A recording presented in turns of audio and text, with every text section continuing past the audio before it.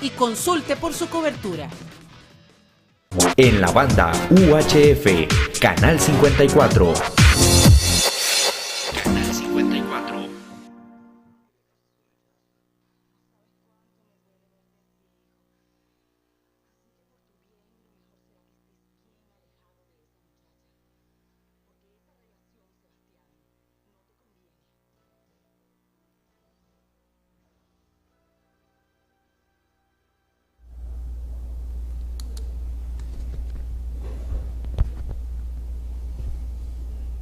Buenas tardes, estamos en un nuevo programa de La Fragua TV, un programa auspiciado por el medio digital en internet www.lafraguacr.org.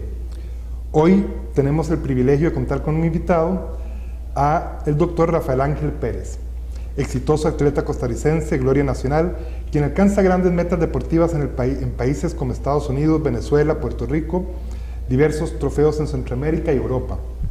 Sin embargo, la mayor hazaña que se le recuerda fue el haber ganado el primer lugar de la San Silvestre en 1974.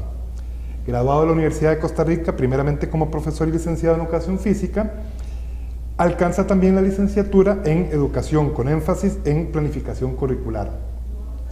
A lo largo de su vida como fondista y hasta su retiro en 1985, Pérez acumuló un total de 400 competencias a nivel nacional e internacional, 220 en este contexto en 4 continentes.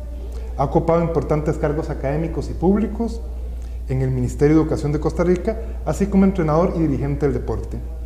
Y nos acompaña como co-conductor Luis Eduardo Iramuno, profesional en Educación Física y Recreación Terapéutica de la Universidad de Costa Rica, fue director del Consejo Nacional de Deportes en la Administración Figueres Olsen, miembro del equipo redactor de la Ley de Deporte de Costa Rica y CODER 96 al 98 y colaborador en la dirección de la Ley del Ministerio de Deporte del 2009. Es profesor, dirigente deportivo y cuenta con 24 años de experiencia en estos puestos. Muchísimas gracias a ambos por estar por acá. Muchas gracias, Luis. Muchas gracias, Rafael. Y arrancamos. Bueno, después de esta presentación, para nosotros es un orgullo tener a Rafael Ángel Pérez. Para nuestra generación, uno de los ídolos del deporte, o el ídolo más grande en esa época, junto con María Milagro París.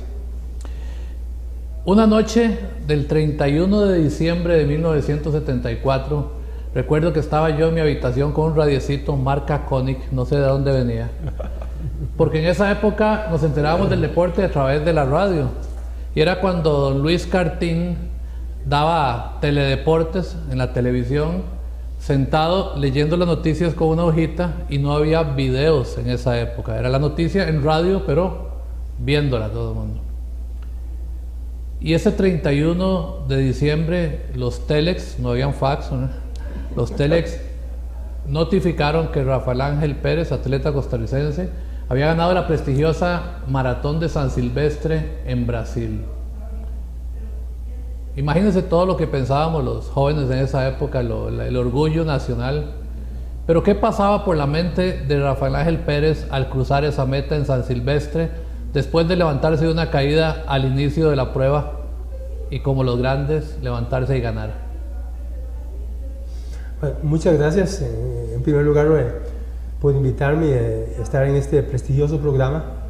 Bueno, esa es una de las experiencias y de los recuerdos más gratos que yo tengo como persona, y posiblemente cuando muera voy a tener en mente algo de eso, ¿verdad? El haber ganado San Silvestre en ese momento implicaba haber alcanzado uno de los logros más grandes en el campo del atletismo en el mundo, porque por la carrera de San Silvestre en ese momento tenía un prestigio enorme.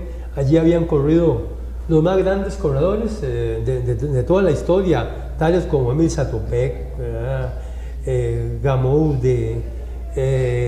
Las grandes glorias del atletismo mundial eran año con año invitadas a participar en esa prueba, y además una prueba un tanto, yo diría, simbólica, por aquello que incluso se llamaba la carrera de los 2 años, porque se iniciaba 20 minutos del año viejo y terminaba 3 o 4 minutos del año nuevo. Entonces, indudablemente, era muy simbólica, tanto para los brasileños, que siempre estaban en fiesta en ese momento, como para nosotros los que éramos atletas. Posiblemente hoy en día la carrera de San Silvestre, aunque sigue manteniendo un gran prestigio en América y en el mundo, dado la comercialización que se ha dado del atletismo y las carreras de calle sobre todo, tal vez no tenga el mismo prestigio de una prueba, digamos, celebrada en Estados Unidos, pero en ese momento indudablemente que era un logro fundamental. La persona que ganaba la carrera de San Silvestre era uno de los mejores atletas del mundo y una persona que podría tener grandes posibilidades en otros eventos de carácter internacional. Entonces para mí era una de las metas que me había puesto en mi vida y que en ese momento alcancé. Como siempre en estos niveles de pruebas, son pruebas que requieren, hay mucha competencia y requieren un gran esfuerzo, una gran entrega, lógicamente al haberla culminado, para mí fue un momento de gran satisfacción, a pesar de que en principio yo tenía ciertas dudas de que pudiera ganar, no porque no tuviera calidad, sino porque son los inconvenientes, los imponderables de una prueba. Un mes antes en Argentina yo había hecho la mejor marca del mundo en 10.000 metros del mes de noviembre, en el 74. O sea, la gente, por ejemplo, del Cono Sur, los periodistas del Cono Sur, el caso mío particularmente, yo sabía que era un candidato a ganar la prueba. De ser candidato a ganarla no es lo mismo, ¿verdad? Claro. Sin embargo, yo tenía cierta certeza de que podía ganar, ¿verdad? Como les digo, siempre con las dudas que son muy importantes en el deporte. Yo creo que en el deporte estar dudando de uno mismo, lejos de ser negativo, es positivo, porque no hay cosa peor en el deporte que como dicen, es dormirse en el laurel, es creer que uno es el mejor, ¿verdad? Porque hoy en día y en el deporte actualmente no gana el mejor, sino el que está mejor preparado en ese momento, ¿verdad? Y entonces, bueno, me parece que de San Silvestre esas fueron algunas de las lecciones que yo obtuve, a pesar de que yo considero que yo hice otras competencias que técnicamente fueron mejores logros, pero digamos para el pueblo costarricense que le gusta el deporte, la carrera de San Silvestre indudablemente es como un sinónimo de mi vida. Pero te caíste en la prueba y te levantaste para ganar, pero antes de eso, a los 14, 15 años, ¿qué pasaba con Rafael Ángel Pérez allá por la comunidad de Ciudad Colón, el colegio? ¿Cómo se gestó ese triunfo o ese primer gran triunfo en San Silvestre? Porque luego vinieron más, no fue que ahí se acabó la carrera de Rafael Ángel. Tu vida, tu madre, tus maestros, el doctor Augusto Pila, el apoyo, el pueblo, la comunidad. ¿Qué nos podés recordar y comentar? Yo diría que mi vida es una metáfora que yo digo de abajo para arriba. Mi vida ha ido, por dicha, subiendo, mejorando constantemente. Tal vez ahora esté en una planicie. Tal vez, aunque yo siento que espiritualmente estoy creciendo más ahora que nunca, ¿verdad? Llega el momento en la edad de uno en que empieza a crecer mucho más espiritualmente. Pero digamos, yo soy originario de una familia campesina que, aunque tenía sus terrenitos allí en Ciudad Colón y por Puriscal, pues apenas era una economía de subsistencia. Y también tengo la situación de que yo soy hijo de madre soltera. Entonces, mucho de lo que yo he sido en mi vida, tanto en el campo deportivo como en el campo profesional, yo siempre pienso que fue obra sobre todo de mi madre, ¿verdad? Que hizo un gran esfuerzo, no porque yo me dedicara a peón de campo, que no tiene nada de malo porque hay peones excelentes y excelentes personas, sino que es un trabajo muy fuerte y ella trató siempre de que yo estudiara. Afortunadamente yo era un buen estudiante desde primaria, en secundaria, ¿verdad? Cuando estuve en primaria nunca conocí siquiera lo que era atletismo. Yo creo que tal vez no conocía ni la palabra atletismo siquiera. Más bien era futbolista y yo soñaba con llegar a jugar con Alajuela o con Saprissa, que eran los grandes equipos del país en ese momento. Jugaba de portero, ese era mi puesto, incluso no había que correr mucho, el portero no corre mucho, ¿verdad? Jugaba bola, eso decíamos, vamos a jugar bola. Exactamente, sí. Cuando yo entro al Liceo Luis W. Segreda, un colegio que apenas estaba emergiendo allá por los 70, después de la reforma educativa, es uno de los primeros colegios que se crean acá que se amplían más bien, porque a partir de la reforma de Donaldo Gámez en el 72, ¿verdad? Yo, bueno, en las clases de educación física, don René Álvarez, que fue mi profesor, nos ponía a correr. Y yo lo que recuerdo es que nos decía, monos, aquí no hay bolas, vamos a correr. Bueno, para mí eso fue una gran dicha porque nos llevaban al hipódromo, a aquel lugar que en la sabana se dedicaban para jugar polo y para correr caballos. Ahí nos llevaba a darnos educación física, que era correr. Y yo de pronto sentí, en la primera competencia gané. No gané, perdón, quedé en segundo lugar, y en la siguiente ya yo gané. Y yo empecé a fortalecer mi autoestima en el campo de lo que era de las carreras de larga distancia, y de pronto ya era el mejor del colegio, y me llevaron a una que llamaban antes Olimpiadas Intercolegiales, y yo gané 1500 metros. Y bueno, en 3 meses yo me había convertido ya en el mejor corredor del país. Yo había empezado a correr como en agosto más o menos del año 64, y ya en diciembre ya gané a las eliminatorias para la carrera de San Silvestre, que fue la primera vez que yo fui a la San Silvestre, ¿verdad? Entonces, como ustedes ven, indudablemente también tengo que acentuar en que mi vida de niño y de joven fue una vida fuerte de trabajo de campo, que posiblemente influyó en que aumentara mi capacidad aeróbica.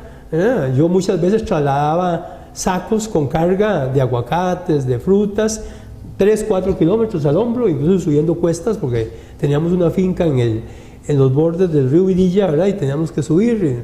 Era muy complicado el asunto. Entonces, ese tipo de trabajo a la larga me dio una mayor capacidad que los jóvenes que en ese momento tal vez vivían en San José y tenían una vida un poco más suave, ¿verdad? A mí me parece que eso fue un aspecto que en mi vida como que tal vez marcó una pauta interesante, ¿verdad? Ya una vez que yo empiezo a correr con lo que se llamaba en ese entonces la Asociación Costarricense de Atletismo, cuyo presidente era don José Antonio Chavarría Camacho, una gran persona, una persona que me ayudó mucho, ¿verdad? Pues yo empiezo lógicamente a competir más y empiezo a estudiar sobre todo. El problema que teníamos en ese momento es que casi no había bibliografía. Yo era un estudiante de secundaria y entonces lógicamente yo empiezo a buscar mucho más información para aprender más de métodos de entrenamiento. Incluso, por ejemplo, mucho del inglés, yo trataba de leer mucho en inglés porque era la única forma de comprender las nuevas metodologías, ¿verdad? Hay un famoso libro que se llamaba How They Train, que describía los tipos de entrenamiento de todos los corredores del mundo. Yo copiaba de allí, simplemente, ¿verdad? Ese es un poco como el inicio mío hasta llegar a esa primera San Silvestre, donde yo termino en el lugar 113, porque la gente cree que el asunto es como mágico y que de pronto yo gané San Silvestre y que era un crack y un fenómeno. No, yo a San Silvestre voy en el año 64, quedo 113 y hasta dentro de 10 años gano la San Silvestre, habiendo participado como 4 veces más, ¿verdad? Tal vez devolvernos un poquito, ¿no, Rafael? ¿Usted siente que hubo un punto de inflexión, que en algún momento usted tuvo un clic que le dijo, pucha, yo sí puedo correr y puedo sobresalir, puedo ponerle y sacar esto adelante? ¿O fue un proceso? ¿Cómo fue esa parte de usted viéndose a sí mismo como corredor? Yo creo que siendo estudiante del Doble Segreda, en el momento que el profesor nos pone a correr allí, yo descubro que tengo ese potencial, ¿verdad? Y además se me despierta el ansia de destacar. Y yo lo digo con toda la honestidad, de sobresalir socialmente.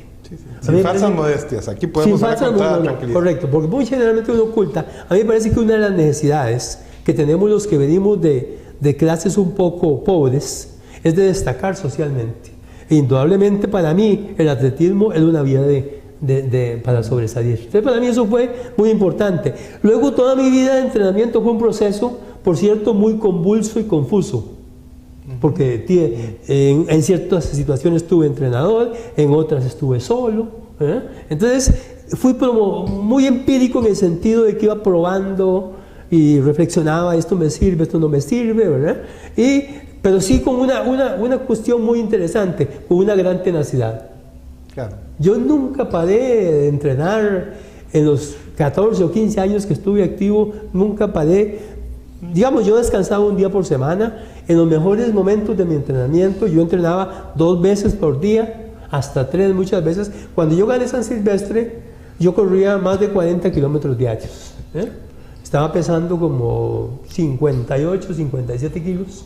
Para una persona de 1,73, indudablemente es un cadáver corriendo, ¿verdad?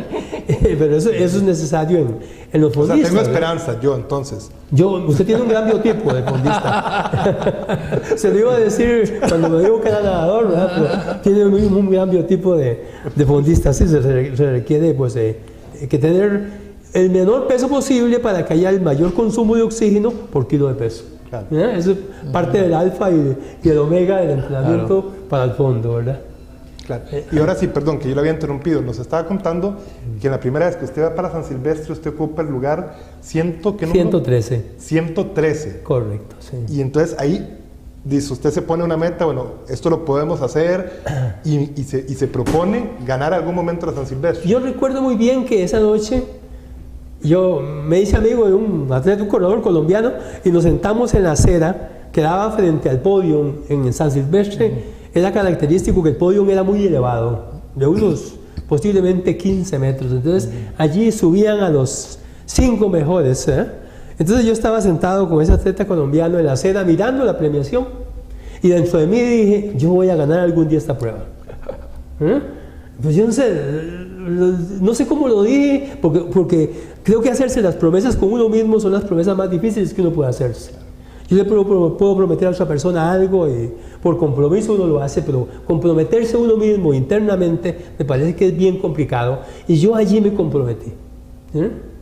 Me comprometí tanto que ese último año, en el 74, cuando ya me preparé para ganar, yo dije, este año yo gano o me muero corriendo, cuando iba a empezar la prueba. Ese día estaba tan excitado yo que antes de empezar a calentar yo me vomité verde. Es decir, fisiológicamente estaba sobreexcitado totalmente, ¿verdad? Pero yo tenía la plena convicción de que ganaba o me moría. Así, en esos términos, ¿verdad? Ok. ¿Puede contarnos un poquito al día siguiente, que sería el 1 de enero, ¿verdad? Porque cuando termina la carrera, fiesta, celebración, incredulidad, me imagino, pero después de que ya duerme un poco y ya vuelven las aguas a su nivel, ¿qué pensamientos están en su cabeza? Bueno, tenían un compromiso de la semana siguiente, que era la carrera de San Fernando en Uruguay, ¿verdad? Así es que no había mucho tiempo como para celebrar, ¿verdad? Había que prepararse, empezar a entrenar para, o digamos, lo que uno llama normalmente el entrenamiento, de alguna manera hacer mover el ácido láctico que ha tenido en la prueba anterior, ¿verdad? Para luego en esa semana preparar algo de entrenamiento para la otra prueba. Sin embargo, hay cosas que suceden interesantes. Yo fui a la San Silvestre completamente solo, no llevaba entrenador, no llevaba asistentes. Cuando yo estoy en el podio y acaban de entonar el himno nacional y yo iba a bajar, oí que me dijeron Pérez. Y yo dije, qué raro, ¿quién me dice Pérez aquí? Y con acento costarricense.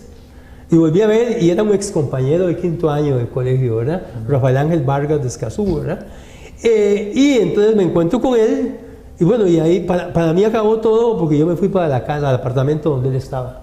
Ellos tenían una fiestecita, eran estudiantes en Brasil, y luego él me fue a dejar al hotel.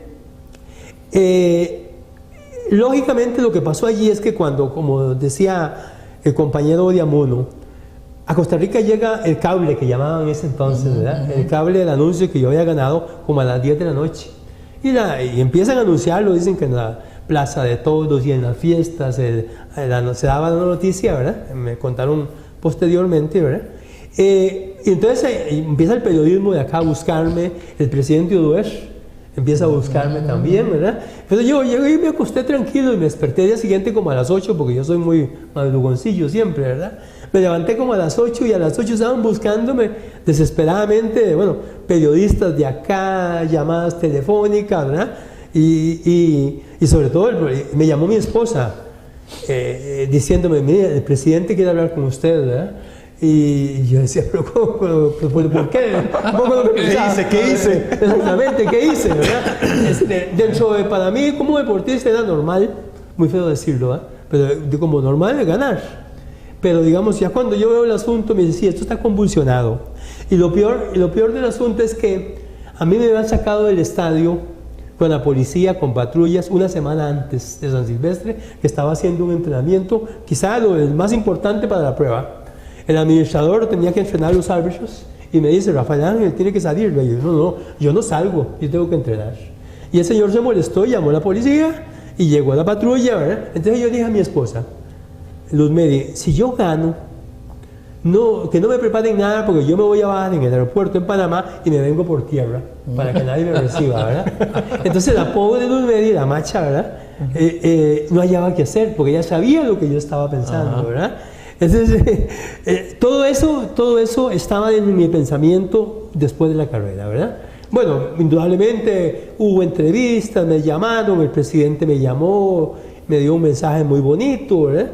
Indudablemente en ese momento el presidente Udubert conmigo fue muy condescendiente y siento que me apreció sinceramente, ¿verdad? Hasta declaró un día feriado la llegada mía acá, ¿verdad? Pero bueno, dentro de mí como deportista, eso era una cosa que estaba allí muy bonito y todo, pero yo tenía que correr dentro de 8 días. Y ese era el problema fundamental para mí, ¿verdad? Y ahora, lo que con esto quiero decir es que para un deportista casi no hay posibilidad de disfrutar el éxito ni la fama. No hay posibilidades. Yo creo que esto es un buen momento para retomar esos puntitos, pero tenemos que hacer un pequeño corte. Entonces vamos a hacer un corte y volvemos en unos minutos. Muchas gracias.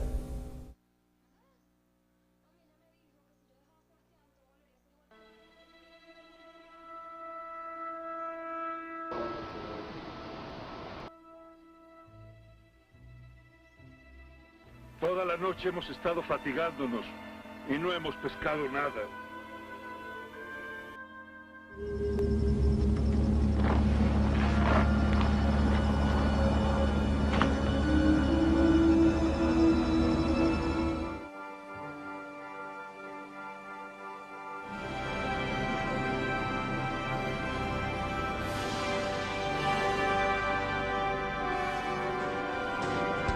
Que esta Semana Santa no sea como todas las anteriores. Suscríbase ya a Teleplus Digital y adquiera los mejores canales al mejor precio, desde tan solo 9.000 colones al mes. Llame ahora mismo 2286-3344. Teleplus Digital, calidad impecable a un precio increíble.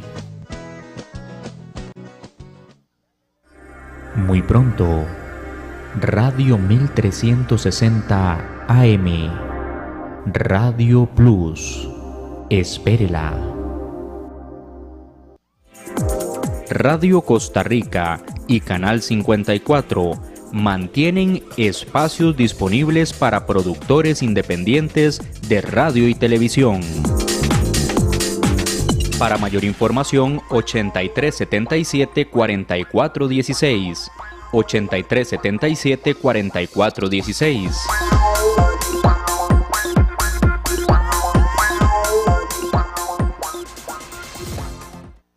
Aproveche la mejor televisión inalámbrica Tucán, con 27 canales nacionales e internacionales para todos los gustos. Tucán, la televisión sin cable que no se va cuando llueve, por tan solo 8.000 colones al mes.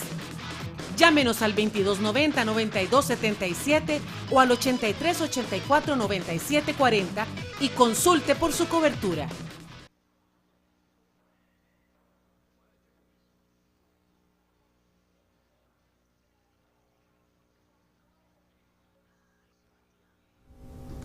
Regresamos con don Rafael Ángel Pérez y Luis Unamuno, y nos estaba contando antes de ir al corte comercial, don Rafael Ángel, que usted entonces lo sacó a la policía del Estadio Nacional.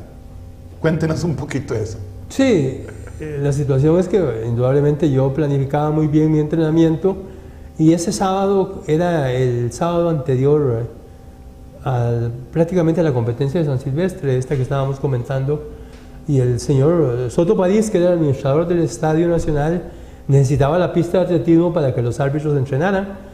Entonces me dijo que saliera y yo lógicamente iba por aproximadamente el 50% del entrenamiento. Y una semana antes de la carrera. Una semana antes, correcto. Y un entrenamiento quizá, Odiamuno, que es un gran especialista en en entrenamiento lo sabe, es decir, como el entrenamiento punta para mí, antes de irme ya a la última semana anterior a la prueba. Para mí era muy importante, y entonces me combinó a salir, ¿verdad? Y yo le dije que no salía, que yo iba a terminar mi entrenamiento, y llamó a la policía. Efectivamente llegó la policía, llegó un patrullero, por cierto, una persona muy decente, y me dice: Rafael Ángel, no, mejor salga porque yo tengo que llevármelo. Y bueno, yo tuve que salir del estadio, ¿verdad? Son cosas que uno recuerda, digamos, de las experiencias quizá más tristes que yo viví como deportista, porque uno lo siente injusto, porque a veces la gente no sabe lo importante que es un determinado entrenamiento. Es tan específico el asunto que uno debe cuidar esa serie de detalles, y por ese detalle yo puedo perder una competencia. Sí, bueno, parte del éxito es superar esos obstáculos y el triunfo. Entonces, Rafael Ángel se cayó en la carrera San Silvestre, se levantó entre ese molote de gente y ganó. Lo sacaron con la policía del estadio, no le dejaron terminar el entrenamiento. Como muchos otros campeones, Lance Viren, un compañero de competencia de Rafael Ángel finlandés, se cayó en los 10.000 metros en la Olimpiada de Múnich, me parece. Y se levantó para ganar su medalla de oro. Y se nos cayó unos días antes Neri Brenner recientemente, y de coraje por dicha, y llegó y ganó una segunda prueba.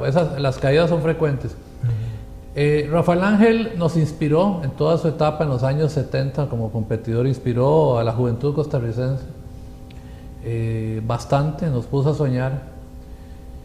Se retiró de las pistas, pero siguió aportando al país. Continúa, es profesional universitario y termina con un doctorado en psicopedagogía, profesor universitario, funcionario público en el Ministerio de Educación. Después de su vida de atleta, Rafael Ángel, ¿cómo inspiró su vida profesional y su vida académica ese background de deportista? Bueno, yo siempre llevé mi vida deportiva al lado en un momento de estudiante y también de profesional, normalmente como cualquier profesional. Perdón. Todo mi entrenamiento yo lo hacía fuera de horas electivas, de horas de trabajo. Yo trabajaba 8 horas normalmente como cualquier empleado público, me levantaba temprano a entrenar y volvía en la tarde a entrenar. Esa es una cuestión que es distinta a lo que hoy sucede o que actualmente sucede. Es decir, yo entrenaba como un profesional, pues yo entrenaba muchas veces 4 horas por día, como entrenan hoy, pero también trabajaba como un profesional. ¿Era su propio patrocinador usted? No habían tantos patrocinadores como ahora. Muy poco, no.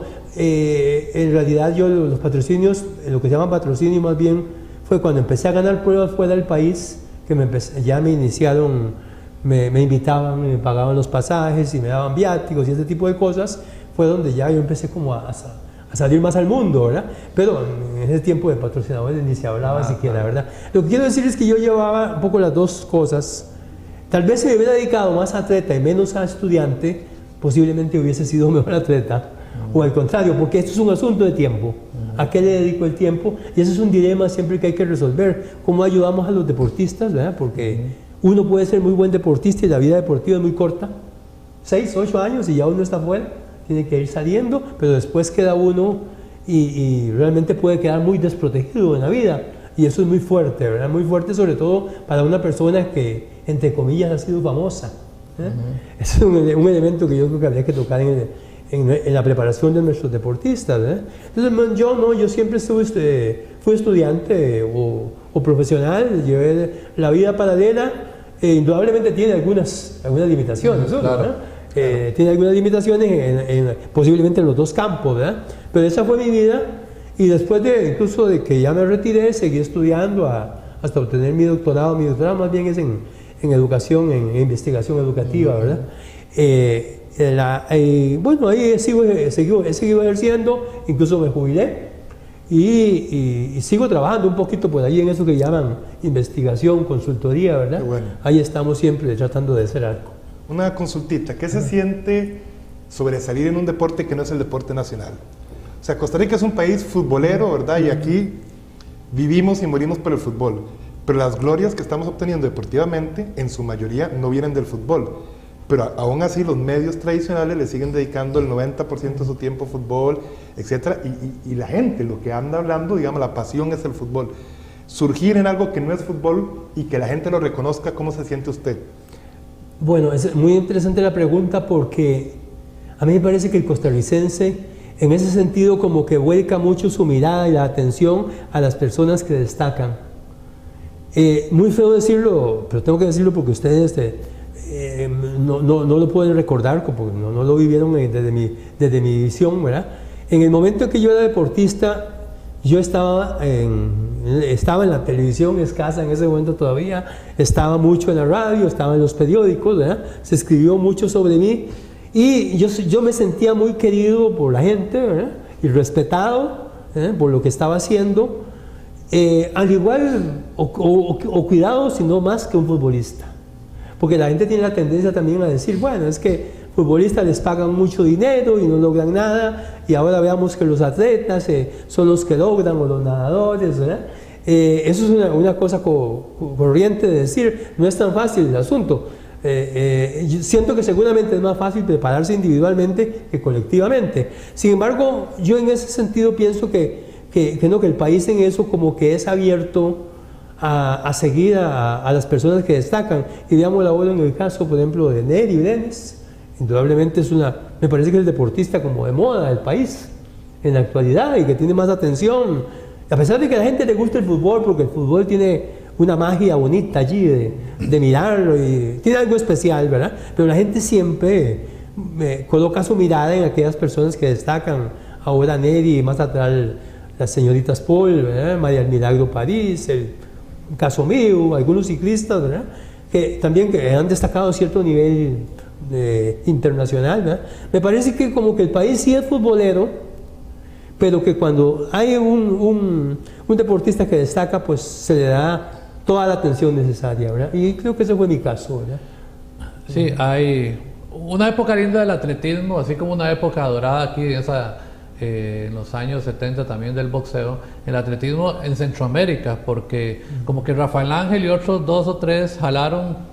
Había un corredor, Mejía era de Colombia. Víctor Mora de Colombia. Víctor Mora de Colombia, López Coco de Guatemala, correcto, Hipólito López, con el que me encontré en el CEDOM en México, un curso y compartimos y recordaba con mucho cariño y con mucho pique a Rafael Ángel porque no podía ganarle.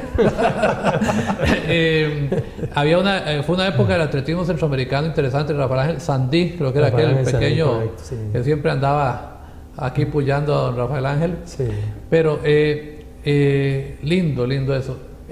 Ahora que hablaba, bueno, su formación académica, su superación personal, viniendo de un hogar humilde, de una madre heroica, como hay muchas en este país, de tanta madre soltera, honor para ellas. Una vez estábamos reunidos un grupo de amigos del deporte, hablábamos ahora de Jorge Rodríguez, el máster Jorge Rodríguez, estábamos ahí don Jorge Muñoz, Osvaldo Pandolfo, Carlos Arce y creo que Abel Garbanzo, y se nos acercó por ahí doña Nuria Marín, abogada y analista internacional. Y doña Nuria nos contó un sueño, nos dijo que llegó a pedirnos que conversáramos, que quería instruirse más, porque si ella con su marido llegaba a alguna posición de liderazgo en el gobierno de Costa Rica, ella querría proponer algo importante en el campo del deporte, porque estaba convencida que el deporte es el medio idóneo para atacar todas las patologías sociales que afectan a nuestra juventud y que sería un gran apoyo para las madres. ¿Qué opina usted de que el deporte realmente sea un medio para atacar las patologías sociales?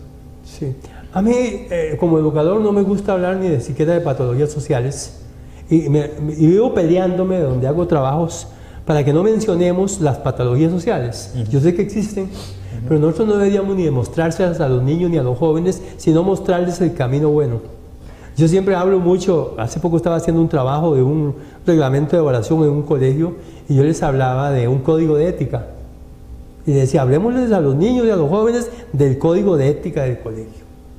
Y tuve una discusión muy fuerte con un abogado porque él me hablaba de que había que colocar algo de drogadicción y de ciertas cuestiones de matonismo que se daban, y yo le decía, no, eso no debe ir en el reglamento, ¿verdad?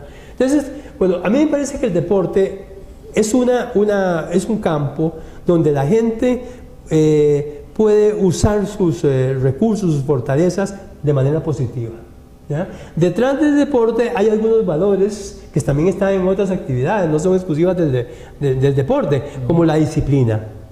Yo pensaría que más bien un país como el nuestro resolvería todos los problemas con solo disciplina. Pero disciplina entendida como aquella actitud en que yo establezco un programa o unas metas y yo las cumplo. No disciplina entendida como algo impuesto desde afuera. Entonces, a mí me parece que sí, que el deporte lo vuelve a uno disciplinado, ¿verdad? El deporte, de alguna manera, por medio del ejercicio, es salud. ¿Y cuánto ganaríamos en salud si todos hiciéramos todos los días media hora de ejercicio? Que debería ser una cosa como comer. Una de las actividades cotidianas del ser humano debería ser hacer ejercicio, ¿verdad? Es decir, ese tipo de cuestiones, la búsqueda de excelencia es otra. No competir yo contra Luis Odiamuno, no prepararme para ganarle a Luis Odiamuno, sino volverme excelente yo. Donde Luis Odiamuno como rival me va a ayudar más bien a ser mejor yo, o a que él sea mejor porque él es mejor por ciertas condiciones. Entonces, ahí viene también el asunto de la ética deportiva, cómo tratarse uno con los rivales, cómo respetar a los rivales. En los deportes de medición, como son atletismo, natación, el rival es muy valioso porque lo acicatea a uno, lo lleva, lo impulsa, le hace competencia y uno mejora las marcas. Tanto es así que generalmente cuando uno compite solo difícilmente hace una marca, pero cuando compite con otros rivales que son mejores que uno mejora las marcas, ¿verdad? Entonces, esa búsqueda de excelencia que da el deporte, una excelencia pero de mí mismo, no para destruir a los demás, sino para ser mejor yo, a mí me parece que son elementos fundamentales que podrían mejorar mucho la naturaleza de ser costarricense. No quiero decir que con eso se va a resolver todo, que sea una panacea. Pero a mí me parece que es un elemento importante que sí tendría que tener más espacio. El caso, por ejemplo, de educación física. ¿Cómo puede ser que den educación física 1 hora por semana? Eso no sirve para nada, es un engaño, estamos botando el dinero.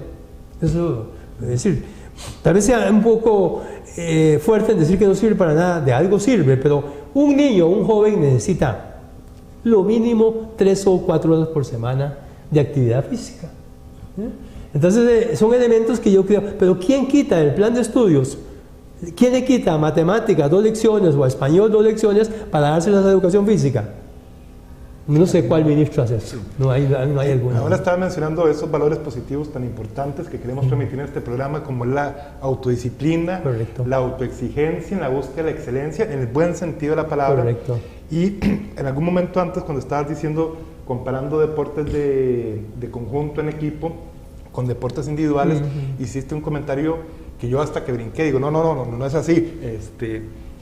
En mi experiencia personal de nadador en mi infancia y adolescente, yo me levantaba primero que los demás, me iba solo a nadar, correcto, nadaba solo toda la mañana, sí, llegaba a la escuela o al colegio, estaba con los compañeros, vacilábamos, cuando terminaban las clases, lo que se armaba era una mejenga de fútbol donde ellos estaban disfrutando en conjunto, sí, y uno tenía que irse solo a entrenar. Correcto. Entonces, eso que sea más fácil, más difícil, qué complicado. Y además en natación, me imagino que en algunos momentos en atletismo también, uno se pierde de los competidores.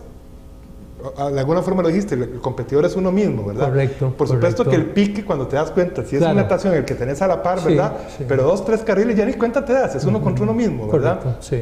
¿Cómo tratarías de transmitirle esa sensación a la gente que nos está viendo, en esos valores positivos que estabas transmitiendo? A mí me parece que en cuanto a valores, una cosa fundamental es clarificar los valores y clarificarlos y seleccionar los valores libremente. A mí me parece que la persona, una cosa que estamos haciendo mal en valores es transmitir valores, imponer valores, y no dejar que la persona haga una escogencia libre de valores y luego los clarifique en el sentido de ser coherente en el valor como aspiración y en mis prácticas como persona, que es lo más difícil. Y aquí dirán, este señor que se cree un santo. No, yo no soy un santo.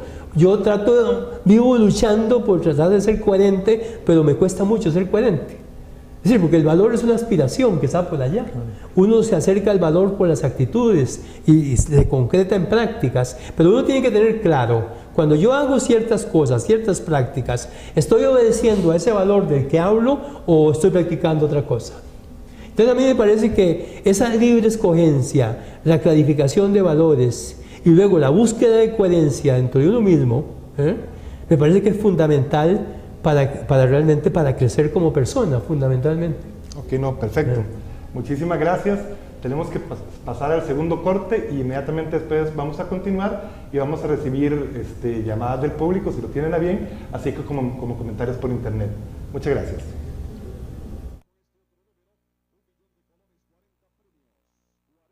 Lo mejor en series lo tiene Teleplus Digital.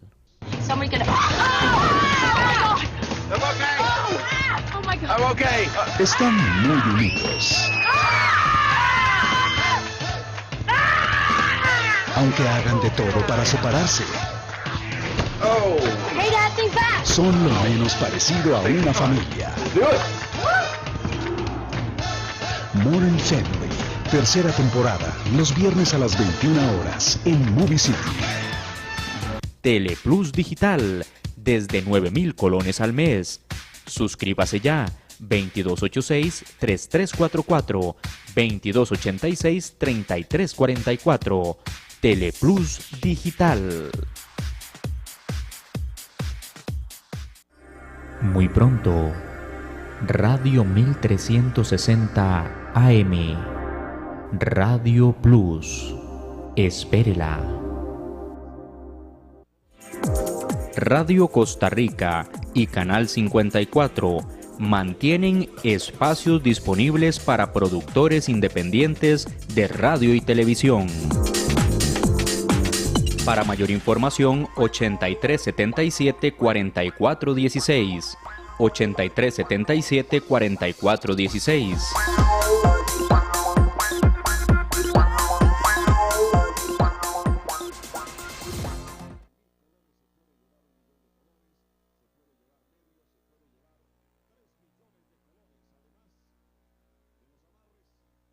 Estamos aquí con el doctor Rafael Ángel Pérez conversando un poquito sobre la importancia de los valores de un individuo para poder ser una persona destacada, y nos acompaña don Luis Feramuno, con quien seguimos conversando.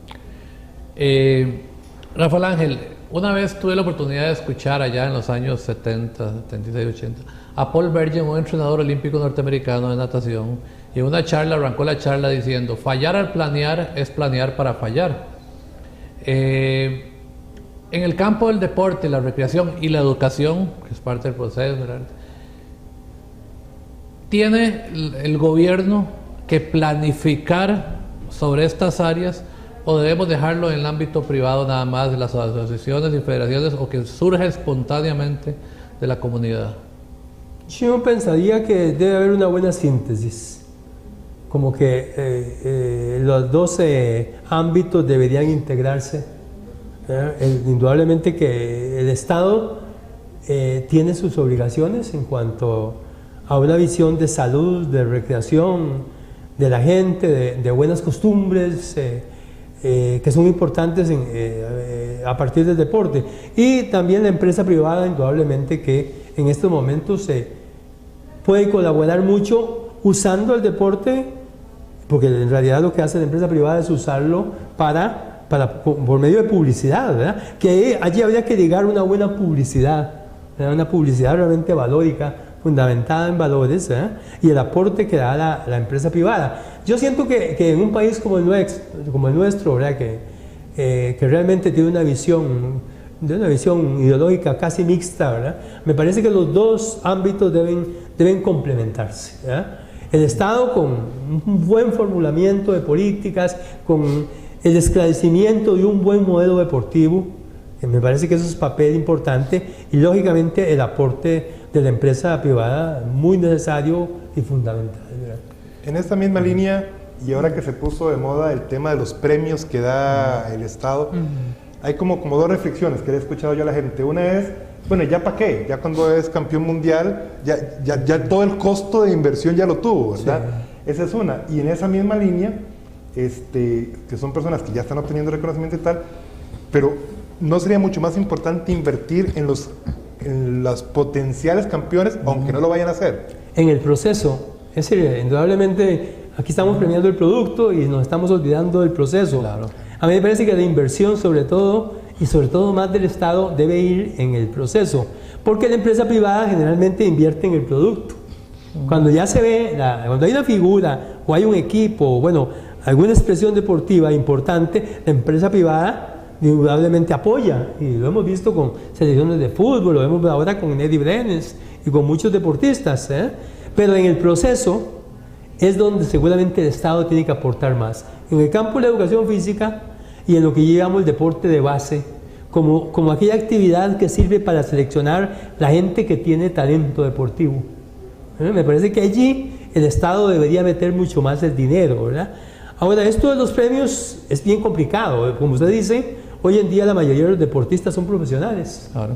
Para llegar al nivel que llegan, son profesionales. El deporte se ha diversificado tanto, que hay tantos campeones mundiales en tanta cosa, que indudablemente cuesta mucho hacer un discernimiento adecuado. Vemos el caso, por ejemplo, del boxeo. En el boxeo usted se encuentra que existen 4 organizaciones mundiales. 4 o 5 organizaciones y cada una tiene su campeón. ¿Cuál es el campeón? Sí, y así en varios deportes. Bueno, el boxeo es un caso tal vez un poco de excepción en esta situación. Casi la mayoría de los deportes tienen un campeonato mundial. Y lógicamente allí uno podría decir, las Olimpiadas siento yo que es como más claro, debería ser realmente estimular a la persona que realmente logra un campeonato olímpico, una medalla olímpica. Me parece que es como más claro en todas las actividades deportivas. Si no, de lo contrario se vuelve muy confuso. Yo he pensado también a veces en lo que algunos países han hecho, como tal vez no dar un premio, sino dar una pensión a la persona que tiene un logro de ese nivel, o una beca, porque muchas veces la persona termina, uno tiene que dedicar 8 años entregados al entrenamiento y no puede estudiar. Y en 5 años más estás realmente en una carencia tremenda. Entonces me parece que podrían existir otras alternativas. Es decir, una pensión, unas becas para que sigan, ¿verdad? Yo recuerdo que a Mateo Flores, el guatemalteco que ganó la maratón de Boston en el año 52, le dieron una beca de $400, desde el 52 hasta, creo que él murió hace como 2 años, Entonces, es una situación estimulante, posiblemente resulte muy caro, ¿verdad? Pero a mí me parece que, como ustedes lo decían, es muy importante el aporte en el proceso. Es decir, cuando ese joven está tratando de destacar, ayudarle a que se dé cuenta si sirve o no sirve. Hoy en día yo creo que en el deporte estamos claros y existen herramientas para saber quién sirve y quién no sirve. A pesar de que también hay elementos psicológicos que influyen, que a veces uno puede decir no tiene tanto talento, pero la persona es psicológicamente muy fuerte. Pero a mí me parece que hay elementos suficientes como para ayudarse y decirle a la persona, mire, dedíquese al deporte que usted va a llegar bien lejos. O mire, usted dedíquese a hacer deporte de masa porque eso es muy bueno, pero usted nunca va a llegar. Me parece que de alguna forma suena duro, pero habría que tenerlo claro. No, y yo voy a ser tal vez un poquito polémico, pero yo creo que el premio Claudia Poll, tal vez sin mala intención, pero es una deshonra a la gesta de Claudia Poll, porque fue un premio clientelista hecho a la emoción del momento, sin reglamento, no se especificó si va a ser para atletas olímpicos, que tengan federados o no federados, tal vez jugando jaxes o campeón mundial de perros calientes tiene derecho también de comer perros calientes. Claro. En un momento sin conocimiento previo y está generando un conflicto. Yo aplaudo a Nedry Brenes cuando sale y lo entrevista en La Nación y dice, mire, yo no voy a pelear por ningún premio, porque no pueden haber 15 premiados con 150 y tantos millones de colones cuando muchos costarricenses no les alcanza para el pan de cada día. Entonces, quizás ahí la alternativa es como hace en México, que tiene una fundación privada que se encarga de recaudar entre las empresas y dar los incentivos y los premios, y el gobierno, como dice Rafael Ángel, se dedica a la base a nivel colegial. Hay Y los ciudadanos se dedican a criticar al gobierno, por la situación del premio, cuando eso es producto de nosotros mismos. Somos los mismos costarricenses los que elegimos, los que participamos y los que somos, como dice Rafael Ángel, indisciplinados, que ni siquiera un reglamento, el reglamento de la ley del ICODER duró 8 años para consolidarse después de que se firmó la ley. Entonces genera conflictos. Yo personalmente, con todo el merecimiento de Neri, de Hanna y de otros atletas que hay que hacen igual esfuerzo, hay una salvedad. Hanna está en un deporte profesional donde ella se esfuerza mucho, pero atrás hay promotores que lucran con ese deporte. Correcto. No es tan así en el atletismo, aunque hay patrocinadores deportivos que pues mercadean a través del deporte. Pero yo no me sentiría muy cómodo que 156 millones que le dan, subsidian los alimentos de 2 años o de 2 Sensinay al año, con 60, 80 chiquitos de barrios marginales. Ahí hay conflicto personal en mis valores, sin que vaya en detrimento de los méritos que han hecho los atletas. La solución, creo yo, podría ser esta: una fundación privada, y que el gobierno se dedique, como dice Rafael Ángel, al proceso, que es lo más importante, no el resultado. Claro, sin la menor duda. Yo creo que se han tocado puntos muy importantes. Nos queda poquitos minutos, tal vez antes de terminar, don Rafael Ángel. Costa Rica, es mi percepción, es un país relativamente muy pequeño, claro, y proporcionalmente ha sacado bastantes figuras en el deporte, ¿verdad? Y en diferentes y muy variadas disciplinas. Incluso recuerdo que en algún momento clasificamos para el Mundial de Esgrima con una selección que hubo en Costa Rica, deporte que ni se sabía que se practicaba en Costa Rica, ¿verdad? Claro, hay excepciones como Cuba, que también es un país muy pequeño, pero que es una potencia mundial deportiva. ¿Cuál será la esencia de ese triunfo costarricense, de esos deportistas costarricenses, para buscar ese caldo de cultivo en esa parte que estaban comentando ustedes ahora, de lo que es la parte de generar un poquito el proceso? Sí. Yo siento que nosotros los costarricenses, no solamente en el deporte, en otras actividades humanas, uno tiene gente muy exitosa y gente atrevida y aventurera. Yo siento que desde... Hasta astronautas se animan algunos a hacer, astronautas, exacto, y en todos los campos. Gente que incluso desde la independencia se iba a estudiar a Europa. Yo un poco estudiamos en Historia de Educación lo que fue que Nicaragua era uno de los primeros países que tuvo universidad, la Universidad de León, y muchos costarricenses iban a estudiar allá. Muchos políticos de ese entonces, y cómo, digamos, construyeron de alguna manera un sistema democrático bastante respetable como el nuestro, y cómo le ha costado a los compañeros de Nicaragua construir un sistema democrático, claro, teniendo ellos un centro universitario primero que nosotros, los costarricenses, ¿verdad? Es decir, yo siento que el país es un país interesante en eso. Tal vez el no haber tenido ejército hace que la gente se dedique a tratar de destacar en otras cosas, ¿verdad? Porque a veces el militar es el que destaca, como sucede en otros países, ¿verdad? Entonces, eso ha sido una cuestión, porque yo no digo solo deportistas. Yo un día escribí un articulito en Facebook que decía: somos demasiado pequeños para tener personajes tan grandes, ¿verdad? Porque en verdad lo tenemos, ¿verdad? Qué bonita frase. Es decir, en realidad eso sucede en nuestro país, y yo siento que es un esfuerzo de nación interesante. País pequeño de grandes ciudadanos. Eso es, excelente. Bueno, con esas interesantes palabras vamos terminando. No sin antes anunciarles el próximo programa de La Fragua. No será el próximo lunes, por ser Semana Santa, sino el siguiente, debido a las celebraciones, obviamente, de la Semana Santa. Y en ese programa tendremos como invitado a don Juan Manuel Campos Ávila, abogado, consultor de amplia experiencia y regulación en telecomunicaciones y en general en telecomunicaciones y tecnologías de la información, tema que obviamente es muy amplio en este momento. Muchas gracias.